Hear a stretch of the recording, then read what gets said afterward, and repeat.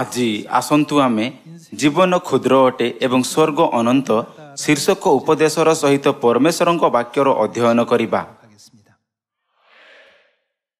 Bible ଆମ୍ଭମାନଙ୍କ ଜୀବନକୁ ଅନେକ ଉପାୟରେ ବର୍ଣ୍ଣନା କରିଥାଏ। ଏହା ଆମ୍ଭମାନଙ୍କର ଜୀବନକୁ ଘାସ ଉପରେ ଥିବା କାକର ସହିତ ତୁଳନା କରେ। ଆହୁରି ମଧ୍ୟ ବାଇବଲ ଆମ୍ଭମାନଙ୍କ ଅସ୍ତିତ୍ୱକୁ କ୍ଷଣଭଙ୍ଗୁର ଏବଂ ଅର୍ଥହୀନ ବୋଲି କହିଥାଏ ଏବଂ ଆମ୍ଭମାନଙ୍କ ସହସ୍ର ବର୍ଷକୁ ଈଶ୍ୱରଙ୍କ ରାଜ୍ୟରେ ଏକ ଦିନର ସହିତ ତୁଳନା କରିଥାଏ।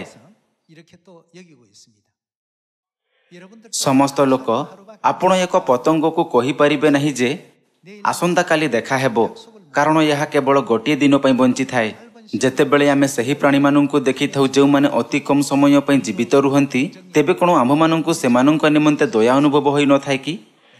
ଯେତେବେଳେ ପରମେଶ୍ୱର ଆମ୍ଭମାନଙ୍କ ଜୀବନକୁ ଦେଖନ୍ତି, ତେବେ ସେ ଆମ୍ଭମାନଙ୍କୁ ସେହିପରି ଭାବରେ ଦେଖନ୍ତି। ମନୁଷ୍ୟ ଜୀବନରେ 1000 ବର୍ଷ ପରମେଶ୍ୱରଙ୍କ ଆଖିରେ ଗୋଟିଏ ଦିନ ସହିତ ସମାନ ଅଟେ। ଆମ୍ଭମାନଙ୍କର ଜୀବନ ବହୁତ ଛୋଟ ଅଟେ। ମୁଁ ଅନେକ ସମୟରେ ଏପରି ଅନୁଭବ କରିଥାଏ। ମୁଁ ମୋହର 20 ଏବଂ କିଶୋର ଅବସ୍ଥାର ଅନୁଭବ କରିଅଛି। ଯେତେବେଳେ ମୁଁ ମୋ ଜୀବନକୁ ଦେଖେ, ତେବେ ମୁଁ ଆଶ୍ଚର୍ଯ୍ୟ ହୁଏ, ମୁଁ ଏହି ବୟସରେ କେତେବେଳେ ପହଞ୍ଚିଲି। ଯେତେବେଳେ ମୁଁ ନିଜ ବିଷୟରେ ଚିନ୍ତା କରେ, ତେବେ ମୁଁ ଏହା ମଧ୍ୟ ଅନୁଭବ କରେ ଯେ ଆମ୍ଭମାନଙ୍କର ଜୀବନ ବହୁତ ଛୋଟ ଅଟେ। ସିଓନ ପରିବାରର ସଦସ୍ୟମାନଙ୍କ ମଧ୍ୟରେ ମଧ୍ୟ ଯେଉଁମାନେ ଛୋଟ ଥିଲେ, ସେହି ପିଲାମାନେ ବର୍ତ୍ତମାନ ବଡ଼ ହୋଇଅଛନ୍ତି, ବିବାହ କରିସାରିଛନ୍ତି ଏବଂ ଏକାଠି କାମ କରୁଅଛନ୍ତି। ଯେତେବେଳେ ଆମେ ଏହା ଉପରେ ବିଚାର କରିଥାଉ, ତେବେ ସମୟ ଦ୍ରୁତ ଗତିରେ ଅତିବାହିତ ହୋଇଥାଏ। ଅତୀତରେ ଯେତେବେଳେ ବୃଦ୍ଧ ଲୋକମାନେ ଜୀବନର କ୍ଷଣଭଙ୍ଗୁର ପ୍ରକୃତି ବିଷୟରେ କହୁଥିଲେ, ତେବେ ଆମେ ଆଶ୍ଚର୍ଯ୍ୟ ହେଉଥିଲୁ। ଯେତେବେଳେ ଆଗକୁ ଏତେ ଦିନ ଅଛି, ତେବେ ସେମାନେ କାହିଁକି ଏପରି କହୁଅଛନ୍ତି? ତଥାପି ଆମେ ଏଠାରେ ସମାନ କଥା କହୁଅଛୁ। ଏହାକୁ ଅତିକ୍ରମ କରିବା ପରେ ଆମେ ଅନୁଭବ କରିପାରିବା ଯେ ଆମ ଜୀବନ କେତେ ଛୋଟ ଅଟେ। ସେମାନେ କେତେ ମୂର୍ଖ ଅଟନ୍ତି ଯେଉଁମାନେ ଭାବନ୍ତି ଯେ ସେମାନେ 1000 ବର୍ଷ ବଞ୍ଚିବେ, ଯେତେବେଳେ କି ସେମାନେ 100 ବର୍ଷ ମଧ୍ୟ ବଞ୍ଚିପାରିବେ ନାହିଁ।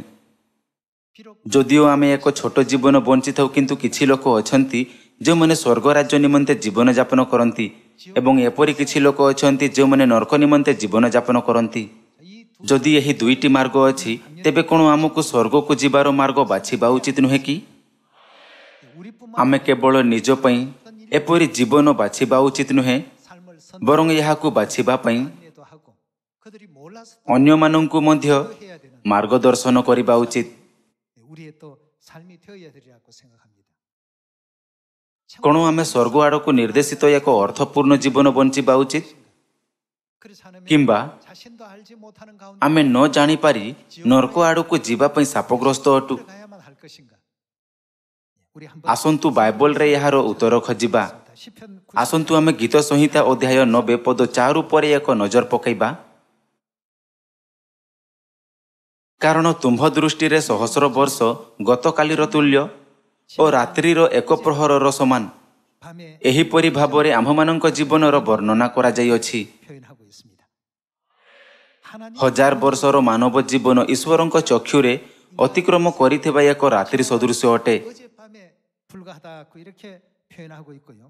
ଆସନ୍ତୁ ଆମେ ପଦ 9କୁ ଯିବା। କାରଣ ଆମ୍ଭମାନଙ୍କର ସକଳ ଦିନ ତୁମ୍ଭ କୋପରେ ବହିଯାଏ, କଥିତ କାହାଣୀ ପରି ଆମ୍ଭେମାନେ ଆପଣା ଆପଣା ବର୍ଷ ସମାପ୍ତ କରୁଥାଉ। ଏହାର ଅର୍ଥ କ'ଣ ଏହା ନୁହେଁ ଯେ ସବୁକିଛି ଗୋଟିଏ ମୁହୂର୍ତ୍ତରେ ଅତିକ୍ରମ କରିଥାଏ? ଆସନ୍ତୁ ପଦ 10 ଦେଖିବା। ଆମ୍ଭମାନଙ୍କ ଆୟୁର ପରିମାଣ 70 ବର୍ଷ ଅବା ବଡ଼ ସକାଶୁ 80 ବର୍ଷ ହୁଏ, ତଥାପି ତହିଁର ଗର୍ବ ଓ ପରିଶ୍ରମ ଦୁଃଖ ମାତ୍ର। କାରଣ ତାହା ସହ କ'ଣ ହୋଇଥାଏ? ଶୀଘ୍ର ବହିଯାଏ ଓ ଆମ୍ଭେମାନେ ଉଡ଼ିଯାଉ। ଆମର କିଛି ଯୁବା ସଦସ୍ୟଙ୍କ ବ୍ୟତୀତ ବୋଧହୁଏ ଆମେ ସମସ୍ତେ ଏହା ସହିତ ଏକମତ ହୋଇପାରିବା। ଆହା, ମୁଁ କେତେବେଳେ ମୋହର 40 ଦଶକରେ ପ୍ରବେଶ କଲି। ଆପଣଙ୍କ ପିଲାମାନଙ୍କୁ ସ୍କୁଲରେ ଏକ ନିର୍ଦ୍ଦିଷ୍ଟ ସ୍ତରରେ ପହଞ୍ଚାଇବା ପରେ ଆପଣ ନିଜକୁ ପ୍ରଥମରୁ ହିଁ ମଧ୍ୟବୟସ୍କ ଭାବରେ ପାଇଥାନ୍ତି।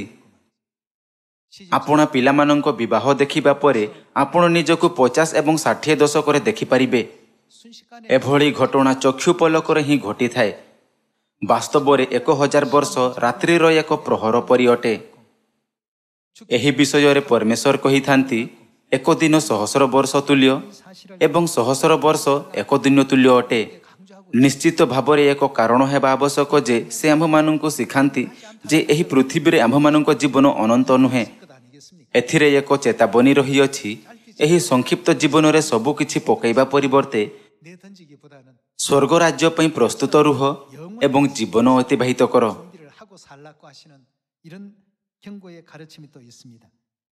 ଆସନ୍ତୁ ଆମେ ଯିଶାୟ ପୁସ୍ତକ ଅଧ୍ୟାୟ 40 ଉପରେ ଏକ ନଜର ପକାଇବା। ଯିଶାୟ ଅଧ୍ୟାୟ 40 ପଦ 6ରେ ଲେଖା ଅଛି,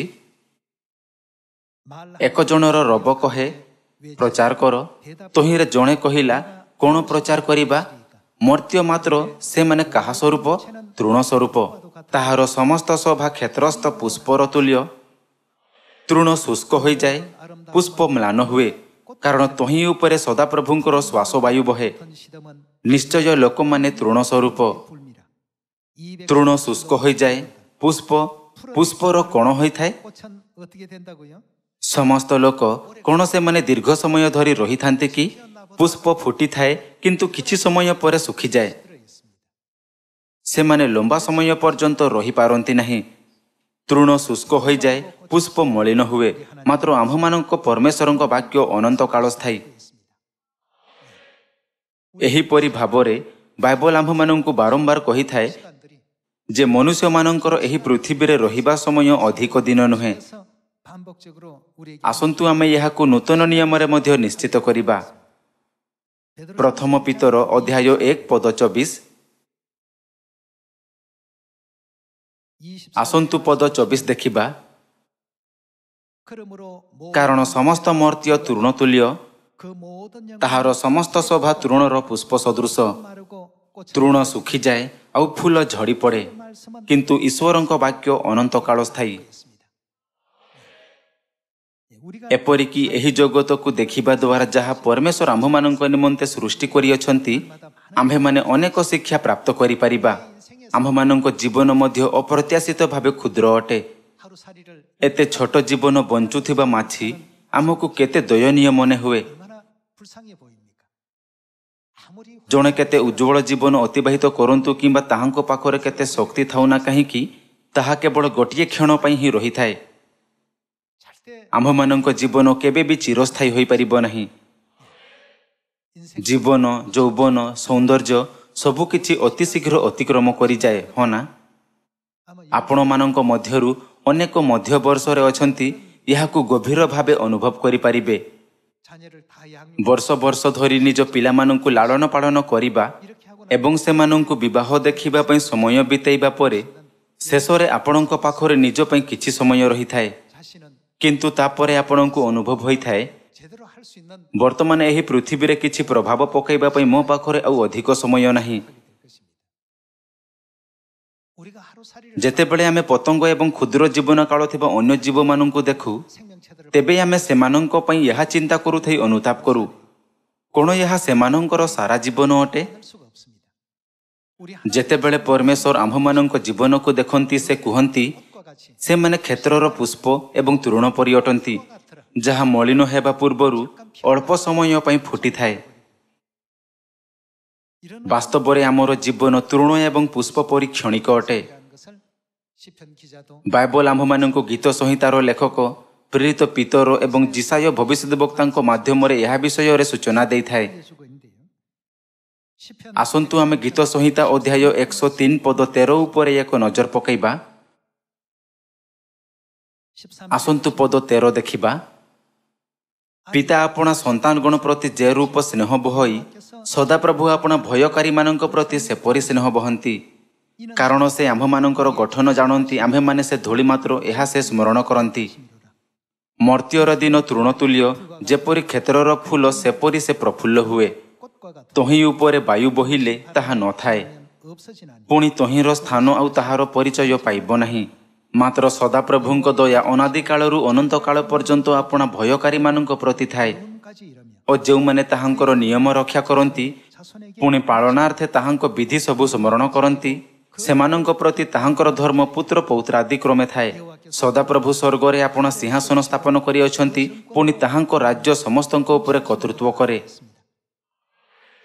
ଲେଖା ଅଛି, ମର୍ତ୍ତ୍ୟର ଦିନ ତୃଣତୁଲ୍ୟ, ଯେପରି କ୍ଷେତ୍ରର ଫୁଲ ସେପରି ସେ ପ୍ରଫୁଲ୍ଲ ହୁଏ।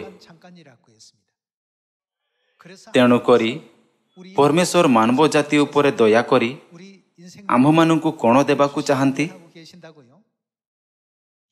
ସେ ଆମ୍ଭମାନଙ୍କୁ ଅନନ୍ତ ଜୀବନ ଦେବାକୁ ଚାହାନ୍ତି। ତେବେ ସବୁଦିନ ପାଇଁ ଯନ୍ତ୍ରଣା ଭୋଗ କରୁଥାଇ ଅନନ୍ତ କାଳ ପାଇଁ ବଞ୍ଚିବାର କୌଣସି ଅର୍ଥ ହେବ ନାହିଁ, ହଁ ନା? ତେଣୁକରି ଆନନ୍ଦ ସର୍ବଦା ନିର୍ମିତ କରାଯିବ। ଏହା ପୃଥିବୀ ପୃଷ୍ଠରେ ଆମ୍ଭମାନଙ୍କ ଜୀବନଠାରୁ ଭିନ୍ନ ହେବ। ସେଠାରେ ଅନନ୍ତ ଆନନ୍ଦ, ଖୁସି ଏବଂ ଆଶୀର୍ବାଦ ରହିବ, ଯାହା ଆମ୍ଭମାନଙ୍କ ହୃଦୟର ସହନ ଶକ୍ତି ଠାରୁ ଅଧିକ। ବାଇବଲ ଆମ୍ଭମାନଙ୍କୁ ଶିକ୍ଷା ଦିଏ ଯେ ପରମେଶ୍ୱର ଆମ୍ଭମାନଙ୍କ ନିମନ୍ତେ ଏକ ଏପରି ଜଗତ ସୃଷ୍ଟି କଲେ ଯେଉଁଠାରେ କୌଣସି ମୃତ୍ୟୁ, ଶୋକ କିମ୍ବା ଯନ୍ତ୍ରଣା ନାହିଁ। ତେଣୁକରି ଆମ ସମସ୍ତଙ୍କୁ ଏହି ଜଗତରେ ପ୍ରବେଶ କରିବା ଆବଶ୍ୟକ। ଆମ୍ଭେମାନେ ଏହି ପୃଥିବୀରେ ଅସ୍ଥାୟୀ ଭାବରେ ବଞ୍ଚୁଅଛୁ। ତେବେ ଆମ୍ଭମାନଙ୍କ ଜୀବନର ଦିଗ କ'ଣ ହେବା ଉଚିତ? ଆମ୍ଭମାନଙ୍କୁ ସ୍ୱର୍ଗ ରାଜ୍ୟ ପାଇଁ ବଞ୍ଚିବା ଉଚିତ। ପ୍ରକାଶିତ ବାକ୍ୟର ପୁସ୍ତକ ଅନୁସାରେ ଅନନ୍ତ ଯନ୍ତ୍ରଣାର ସ୍ଥାନ ଅଛି।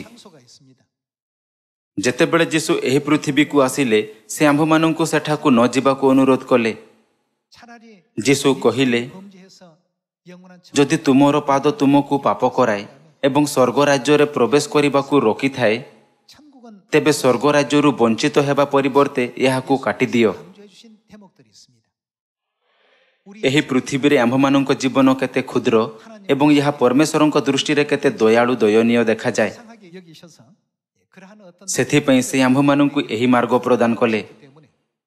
ଏଥିପାଇଁ ଆମେ ପରମେଶ୍ୱରଙ୍କ ସମସ୍ତ ଶିକ୍ଷାକୁ ପାଳନ କରିବା ଉଚିତ ଏବଂ ଯେଉଁଠାରେ ସେ ଆମ୍ଭମାନଙ୍କୁ ମାର୍ଗଦର୍ଶନ କରନ୍ତି, ସେଠାରେ ତାହାଙ୍କୁ ଅନୁସରଣ କରିବା ଉଚିତ। ଆସନ୍ତୁ ଆମେ ପ୍ରକାଶିତ ବାକ୍ୟର ପୁସ୍ତକ ଅଧ୍ୟାୟ 20 ପଦ 10 ଉପରେ ଏକ ନଜର ପକାଇବା। ଅଧ୍ୟାୟ 20 ପଦ 10। ଯେଉଁ ଦିଆବଳ ସେମାନଙ୍କୁ ଭ୍ରାନ୍ତ କରିଥିଲା, ତାହାକୁ ଅଗ୍ନି ଓ ଗନ୍ଧକମୟ ହ୍ରଦରେ ନିକ୍ଷେପ କରାଗଲା। ସେଠାରେ ସେହି ପଶୁ ଓ ଭଣ୍ଡ ଭାବବାଦୀ ମଧ୍ୟ ଅଛନ୍ତି। ପୁଣି ସେମାନଙ୍କର କ'ଣ ହେବ? ସେମାନେ ଦିବାରାତ୍ର ଯୁଗେ ଯୁଗେ ଯନ୍ତ୍ରଣା ଭୋଗ କରିବେ। ଆମ୍ଭମାନଙ୍କୁ ଏପରି ସ୍ଥାନକୁ ଯିବାରୁ ରୋକିବା ନିମନ୍ତେ ପରମେଶ୍ୱର ସ୍ୱୟଂ ଏହି ପୃଥିବୀକୁ ଆସିଲେ। ସେ ଆମ୍ଭମାନଙ୍କ ନିମନ୍ତେ ମୃତ୍ୟୁବରଣ କଲେ ଓ ଆପଣ ରକ୍ତ ଝରାଇଲେ ଏବଂ ଅଗଣିତ ଅପମାନ ଓ କ୍ଲେଶ ସହ୍ୟ କଲେ। ଆମ୍ଭମାନଙ୍କୁ ସ୍ୱର୍ଗ ରାଜ୍ୟକୁ ନେବା ନିମନ୍ତେ ସେ ନୂତନ ନିୟମ ନିସ୍ତାର ପର୍ବର ସ୍ଥାପନ କଲେ, ଯାହା ଅନନ୍ତ ଜୀବନର ମାର୍ଗ ଅଟେ। ଆମ୍ଭମାନଙ୍କୁ ଜୀବନର ମାତାଙ୍କ ନିକଟକୁ ଜାଗ୍ରତ କଲେ ଏବଂ ଆମ୍ଭମାନଙ୍କୁ ତାହାଙ୍କଠାରେ ବିଶ୍ୱାସ କରିବା ନିମନ୍ତେ ଅନୁମତି ଦେଲେ, ହଁ ନା? ଏହି ପୃଥିବୀରେ କୌଣସି ବ୍ୟକ୍ତି ଯେତେ ମହାନ ବା ଲୋକପ୍ରିୟ ହୁଅନ୍ତେ ନା କାହିଁକି, ତାହା ଅନନ୍ତ ନୁହେଁ।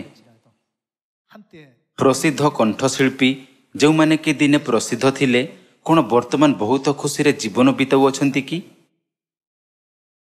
କ'ଣ ସେମାନେ ବର୍ତ୍ତମାନ ମଧ୍ୟ ଯୁବପିଢ଼ିଙ୍କ ଲୋକପ୍ରିୟତାକୁ ଉପଭୋଗ କରୁଅଛନ୍ତି କି? ଏହାର ଉତ୍ତର ହେଉଛି ନାହିଁ। ସମସ୍ତ ଲୋକ ଏହି ସମୟଗୁଡ଼ିକ ବହୁତ ଛୋଟ ଅଟେ।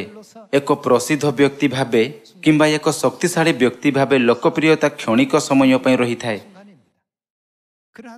ଏହିପରି ବିଷୟବସ୍ତୁ ମାଧ୍ୟମରେ ଏହା ସ୍ପଷ୍ଟ ହୋଇଥାଏ ଯେ ଆମ୍ଭମାନଙ୍କୁ ସ୍ୱର୍ଗ ରାଜ୍ୟକୁ ଯିବାର ଅନୁମତି ଦେବା ନିମନ୍ତେ ପରମେଶ୍ୱରଙ୍କ ଅନୁଗ୍ରହ ଅତ୍ୟନ୍ତ ଅଦ୍ଭୁତ ଅଟେ। ପରମେଶ୍ୱର ଆମ୍ଭମାନଙ୍କୁ ଜୀବନର ସତ୍ୟତା ନିସ୍ତାର ପର୍ବ ପ୍ରଦାନ କଲେ। ଆମ୍ଭମାନଙ୍କ ପାପର ପ୍ରାୟଶ୍ଚିତ କରିବା ନିମନ୍ତେ କ୍ରୁଶ ଉପରେ ଆପଣ ରକ୍ତ ଝରାଇଲେ ଏବଂ ଆମ୍ଭମାନଙ୍କ ନିମନ୍ତେ ସ୍ୱର୍ଗ ରାଜ୍ୟରେ ପ୍ରବେଶ କରିବାର ଦ୍ୱାରା ଉନ୍ମୁକ୍ତ କରିଦେଲେ। ଆସନ୍ତୁ ଆମେ ସର୍ବଦା ତାହାଙ୍କ ଅନୁଗ୍ରହ ବିଷୟରେ ଚିନ୍ତା କରିବା। ଆସନ୍ତୁ ଆମେ ଏହି ପୃଥିବୀର ତୁଚ୍ଛ ବିଷୟଗୁଡ଼ିକ ପ୍ରତି ଆମ୍ଭମାନଙ୍କ ହୃଦୟକୁ ହରାଇବା ନାହିଁ ଏବଂ ପରମେଶ୍ୱରଙ୍କ ଇଚ୍ଛାକୁ ଭୁଲି ଯାଇ ପଛକୁ ଫେରିଯିବା ନାହିଁ। ସର୍ବପ୍ରଥମେ ଆସନ୍ତୁ ଆମେ ସ୍ୱର୍ଗର ଆଶା ରଖିବା। ଆମ୍ଭମାନଙ୍କୁ ଏପରି ଚିନ୍ତା କରୁଥାଇ ହୀନମନ୍ୟତା ଅନୁଭବ କରିବାର ଆବଶ୍ୟକତା ନାହିଁ। କେହି ଜଣେ ଏକ ବିଳାସପୂର୍ଣ୍ଣ ମହଲ ପାଇଲା, ମୁଁ ସେହିପରି କାହିଁକି ବଞ୍ଚିପାରିବି ନାହିଁ? ସେହି ଗୌରବ ଏବଂ ସେହି ଜୀବନ ବିଷୟରେ 어떻습니까? କ'ଣ ବାଇବଲ ଆମ୍ଭମାନଙ୍କୁ ଶିକ୍ଷା ଦିଏ ନାହିଁ ଯେ ସେମାନେ କ୍ଷେତ୍ରର ପୁଷ୍ପ ପରି ଅଟନ୍ତି? ଯାହା ଗୁରୁତ୍ୱପୂର୍ଣ୍ଣ ତାହା ହେଉଛି ଆମ୍ଭମାନଙ୍କ ଜୀବନର ଦିଗ ଅଟେ। ଏହା ଗୁରୁତ୍ୱପୂର୍ଣ୍ଣ ନୁହେଁ 화려하게 사는가? 얼마나 ଯେ କିଏ ଚମତ୍କାର ଜୀବନ ଅତିବାହିତ କରୁଅଛି କିମ୍ବା କାହାର ଜୀବନ କେତେ ମହାନ ଅଟେ। 지향점이 ପ୍ରଶ୍ନ ହେଉଛି କ'ଣ ମୋହର ଜୀବନର ଦିଗ ସ୍ୱର୍ଗ ଆଡ଼କୁ ଅଟେ 지옥으로 내가 지금 କିମ୍ବା ମୁଁ ନର୍କ ଆଡ଼କୁ ଚାଲୁଅଛି? 지향하고 있는 ଯଦି ଆମେ ସଠିକ ଭାବରେ ଦିଗକୁ ବୁଝିପାରିବା ଏବଂ ତଦନୁସାରେ ଚାଲିବା, 길을 걸어간다면 ତେବେ ଆମ୍ଭମାନଙ୍କ ଜୀବନର ଶେଷରେ ମଧ୍ୟ ଆମ ପାଖରେ କ'ଣ ହେବ? ଆମ୍ଭମାନଙ୍କ ପାଖରେ ଆଶା ରହିବ। 연세 ଜଣେ ବୃଦ୍ଧ ବ୍ୟକ୍ତିଙ୍କୁ ମରଣାନ୍ତକ ରୋଗ ହେବା ପରେ ମଧ୍ୟ ସେ ବହୁତ ଖୁସି ଅଛନ୍ତି। 받고 굉장히 행복해요. ସାଧାରଣ ଲୋକଙ୍କ ବିଷୟରେ କ'ଣ? ସେମାନେ ନିରାଶ ହେବେ, କିନ୍ତୁ ଏହି ସଦସ୍ୟ ଏହା କହୁଥାଇ ବହୁତ ଖୁସି ହେଲେ, ମୁଁ ସ୍ୱର୍ଗକୁ ଯାଉଅଛି। 그래서 오히려 ତେଣୁକରି ସେ ଚର୍ଚ୍ଚର ସଦସ୍ୟମାନଙ୍କୁ ଏହା କହୁଥାଇ ଅଭିବାଦନ କରନ୍ତି, ଯେତେବେଳେ ମୁଁ ସ୍ୱର୍ଗକୁ ଯାଇ ପିତାଙ୍କୁ ଭେଟିବି, ତେବେ ମୁଁ ପିତାଙ୍କୁ ଆପଣଙ୍କ ପାଇଁ କେଉଁ ବାର୍ତ୍ତା ଦେବି? 이 천국 ସ୍ୱର୍ଗକୁ ଯିବାର ଖୁସି ଏବଂ ଆନନ୍ଦରେ ପରିପୂର୍ଣ୍ଣ ଥିବାରୁ 그 공포를 ତାହାଙ୍କୁ ମୃତ୍ୟୁର ଭୟ କଦାପି ଅନୁଭବ ହେଉନଥିଲା। 그렇게 좋아하니까 말이죠. ମନୁଷ୍ୟ ଜୀବନ ବିଷୟରେ ଚିନ୍ତା କରନ୍ତୁ। ଯେତେବେଳେ ଆମେ ସେହି ବନ୍ଧୁମାନଙ୍କୁ ପୁନର୍ମିଳନ ସମାରୋହରେ ସାକ୍ଷାତ କରୁଥିଲୁ, ସେମାନେ ଗୋଟିଏ ପରେ ଗୋଟିଏ ଅଦୃଶ୍ୟ ହେବାକୁ ଲାଗନ୍ତି। ତେଣୁକରି ଆମେ ଚିନ୍ତା କରୁ, କ'ଣ ପରବର୍ତ୍ତୀ ସମୟ ମୋହର ଆସୁଛି କି? ଏହା ମନୁଷ୍ୟ ଜୀବନ ଅଟେ। 이 땅에 କ'ଣ ପାପ କରିବା ପରେ ଏହି ପୃଥିବୀରେ ଆମ୍ଭମାନଙ୍କର ଜୀବନ ଏକ ଅସ୍ଥାୟୀ ଅବସ୍ଥା ନୁହେଁ କି? 하루라도 ମୁଁ ଯଥାଶୀଘ୍ର ମୋହର ଅନନ୍ତ ସ୍ୱର୍ଗୀୟ ଜନ୍ମଭୂମିକୁ ଫେରିବାକୁ ଚାହୁଁଅଛି। 좋겠다는 생각이 ପ୍ରେରିତ ପାଉଲଙ୍କ ସହିତ ପ୍ରଥମ ଚର୍ଚ୍ଚର ସମସ୍ତ ସାଧୁମାନେ ଏହା କହିଅଛନ୍ତି ଏବଂ ଆଜି ଆମ୍ଭମାନଙ୍କ ହୃଦୟରେ ମଧ୍ୟ ଏପରି ଅଛି। 우리들의 마음 ପ୍ରେରିତ ପାଉଲ କହିଲେ, ମୁଁ ଖ୍ରୀଷ୍ଟଙ୍କ ସହିତ ରହିବାକୁ ଇଚ୍ଛା କରେ, 좋아 କିନ୍ତୁ ପରମେଶ୍ୱରଙ୍କ ସନ୍ତାନମାନଙ୍କ ପାଇଁ ଯେଉଁମାନେ ଏପର୍ଯ୍ୟନ୍ତ ସତ୍ୟକୁ ଅନୁଭବ କରିନାହାନ୍ତି, 못한 하나님 ଏହି ପୃଥିବୀରେ ରହି ସେମାନଙ୍କୁ ଜାଗ୍ରତ କରିବା ଅଧିକ ଆବଶ୍ୟକ। 이 땅에 있는 것도 좋은 일이단 말이에요. ଆସନ୍ତୁ ଆମେ ପ୍ରକାଶିତ ବାକ୍ୟର ପୁସ୍ତକ ଅଧ୍ୟାୟ 21 ଦେଖିବା। ଅଧ୍ୟାୟ 21 ପଦ 6।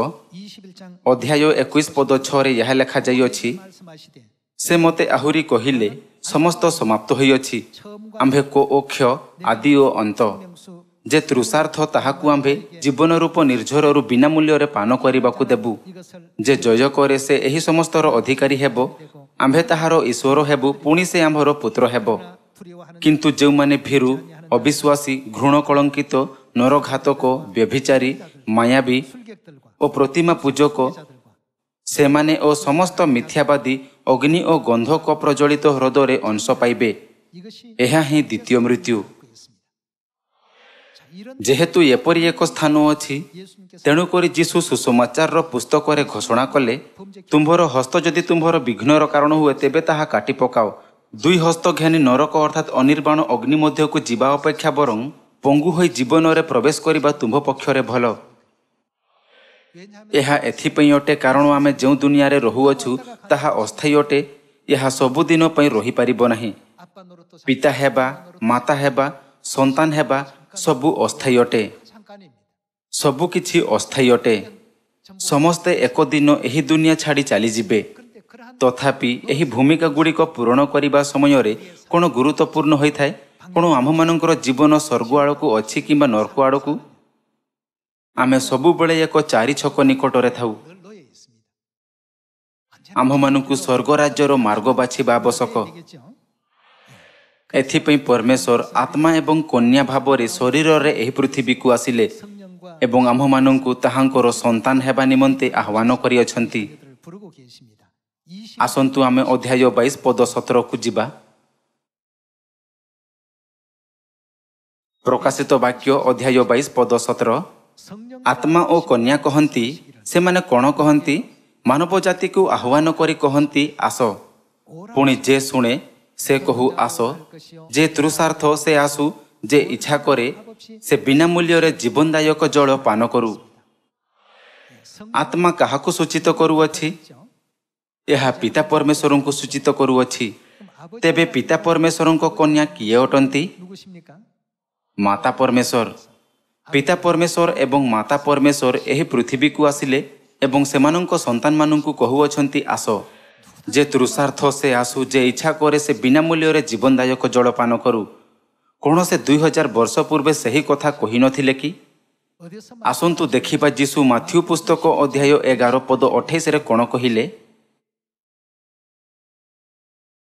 ମାଥ୍ୟୁ ଅଧ୍ୟାୟ 11 ପଦ 28। ହେ ପରିଶ୍ରାନ୍ତ ଓ ଭାରଗ୍ରସ୍ତ ଲୋକ ସମସ୍ତେ ମୋ ନିକଟକୁ ଆସ।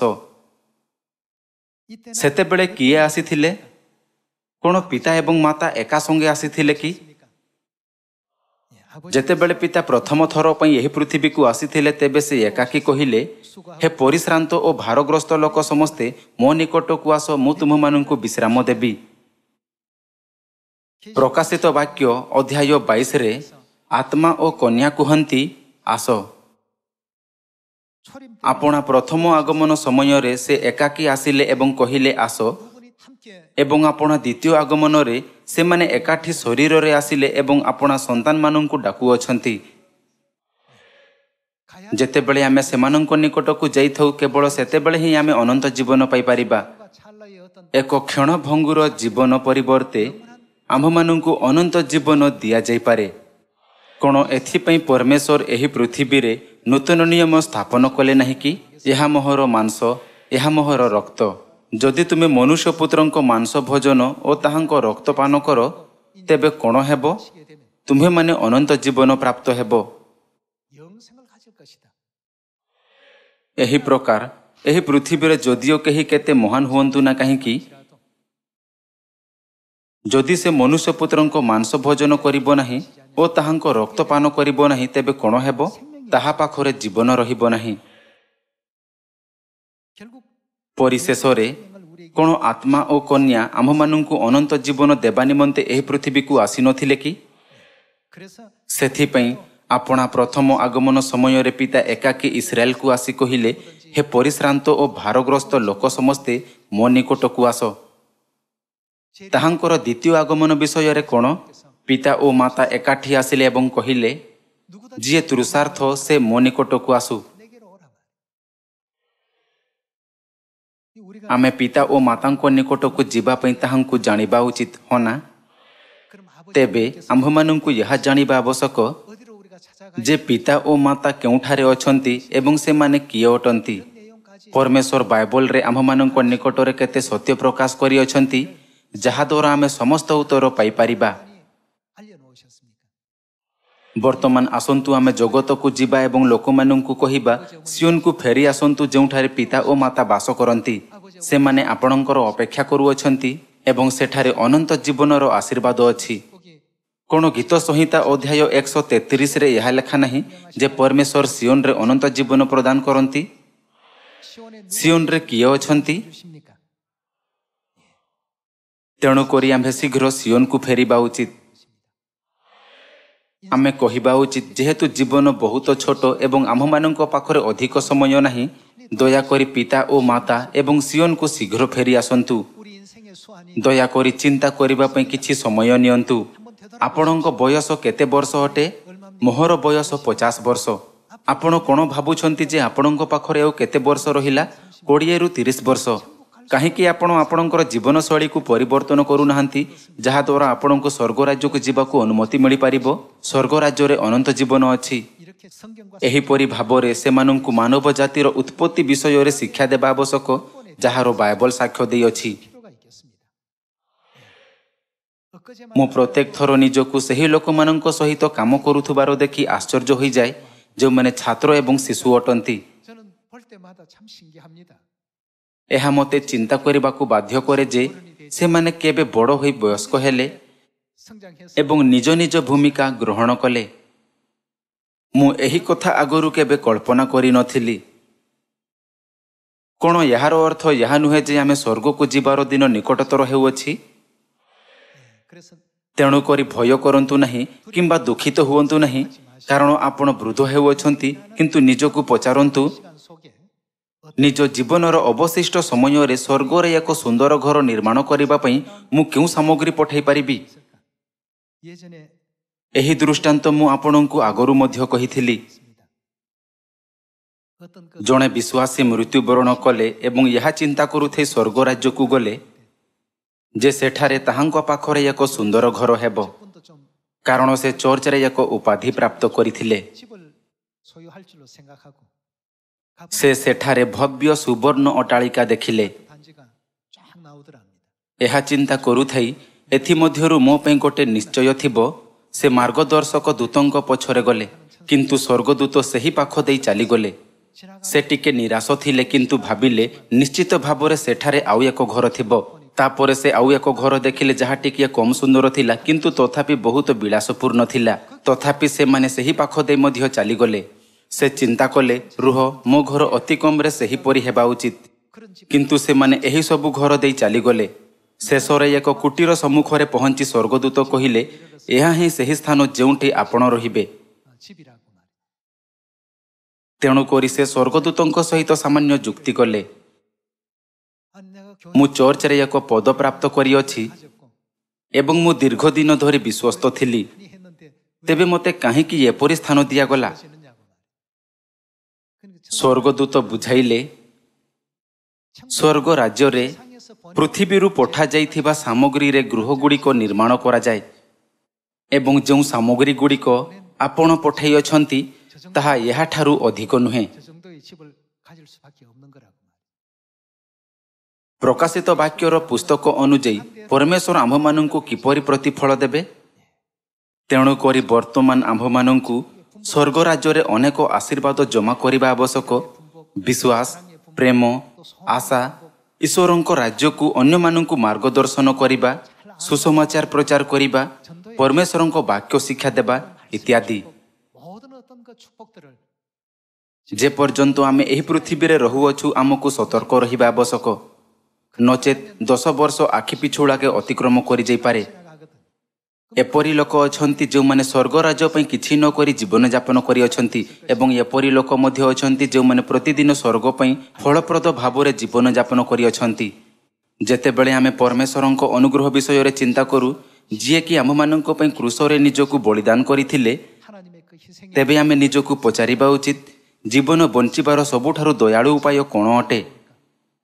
ଥରେ ଏହି କ୍ଷୁଦ୍ର ଅବସର 인생이라는 이 짧은 ସମାପ୍ତ ହୋଇଯିବା ପରେ ଆମ୍ଭମାନଙ୍କ ପାଖରେ ଆଉ ଏହି ପୃଥିବୀରେ ପରମେଶ୍ୱରଙ୍କୁ ଗୌରବ ପ୍ରଦାନ କରିବାର ସୁଯୋଗ ରହିବ ନାହିଁ।